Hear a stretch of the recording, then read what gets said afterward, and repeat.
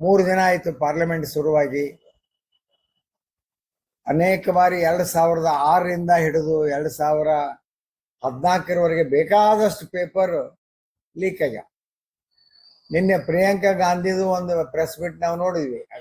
ಯಾರವರು ರಾಜಸ್ಥಾನ್ ಗೆಹ್ಲೋಟ್ ಅವ್ರದ್ದು ಬಗ್ಗೆ ಮಾತಾಡಿದ್ದು. ತಮ್ಮ ಕಾಲದಲ್ಲಿ ಬೇಕಾದಷ್ಟು ಆಗ್ಯಾವ.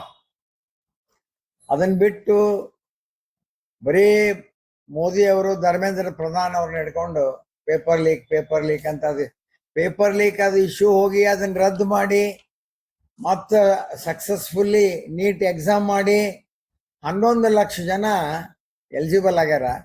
ವಿದ್ಯಾರ್ಥಿಗಳು ಬಹಳಷ್ಟು ಖುಷಿ ಅದಾರ.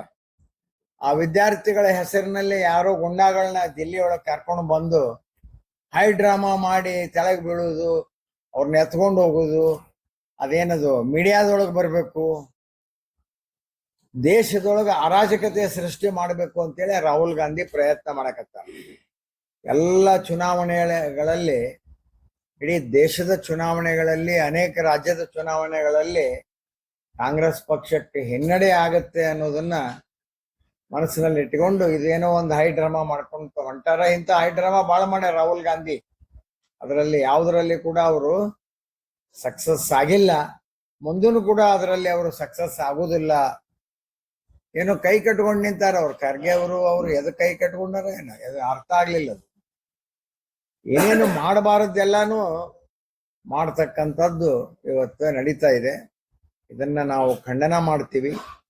ಯಾವುದು ಪ್ರಧಾನ ಮಂತ್ರಿ ಸಮಸ್ಯೆ ಇರ್ತಾವು, 1 ಕಿಲೋಮೀಟರ್ ಝೋನ್ನೊಳಗೆ ಯಾರು ಬರಬಾರ್ದಂತ ಇರ್ತಾರ, ಅದನ್ನ ಅಲ್ಲಿ ಹೋಗಿ ಗಲಾಟೆ ಮಾಡೋದು, ಪಾರ್ಲಿಮೆಂಟ್ ಹತ್ರ ಹೋಗಿ ಮುತ್ತಿಗೆ ಹಾಕಕ್ ಹೋಗುದು.